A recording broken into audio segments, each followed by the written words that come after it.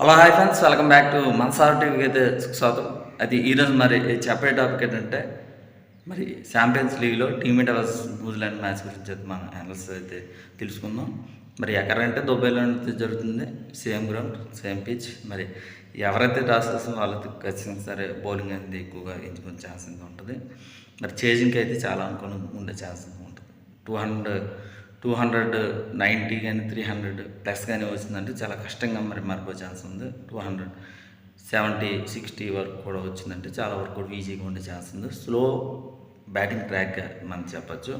160-170 వచ్చిందంటే చాలా కష్టంగా ఉండే ఛాన్స్ ఉంటుంది. కానీ చేజింగ్లో అయితే చాలా ఈజీగా ఉండే ఛాన్స్ ఉంది. ఎందుకంటే టూ ఫ్యాచర్ అనేది ఉండే ఛాన్స్ ఉంది, ఎక్కువగా మనకి కనిపిస్తుంది కాబట్టి ఉండే ఛాన్స్ ఉంది. మరి ప్రస్తుతానికి టీమిండియా బలబలని ఏంటంటే చాలా బలంగా ఉంది. అటైతే రోహిత్ శర్మ కానీ, మరి గిల్ కానీ, కోహ్లీ కానీ, మరి రాహుల్ కానీ, మరి అయ్యర్ కానీ అందరూ కూడా ఫామ్లోకి అయితే వచ్చారని చెప్పచ్చు. బౌలింగ్లో అయితే చూసుకున్నా కొంచెం మార్పులు చేసే అవకాశం ఉంది. అంతే అక్షదీప్ కానీ వచ్చే ఛాన్స్ ఉంది. ఎందుకంటే తాత్కాలికమైన మ్యాచ్ కాబట్టి కొంచెం మరి ప్రయోగాలు చేసే అవకాశాలు కూడా ఎక్కువగా ఉన్నాయని మనం చెప్పచ్చు. బౌలింగ్లో ఏమైనా యాదవ్ చేసిన చక్రవర్తి ఏమైనా ఇస్తారా, లేకపోతే చేంజింగ్ చేసే అవకాశం కూడా ఎక్కువగా ఉన్నాయని నాకైతే అనిపిస్తుంది. మరి న్యూజిలాండ్ పరిస్థితి ఎలాగుందంటే అటు శాంటన్ కానీ, ఫిలిప్స్ కానీ వీళ్ళందరూ కూడా చాలా వరకు ఉన్నారు. విలియమ్సన్ కానీ, మరి కాన్వే నుండి కానీ వీళ్ళందరూ కూడా బాగానే వస్తున్నారు సరే.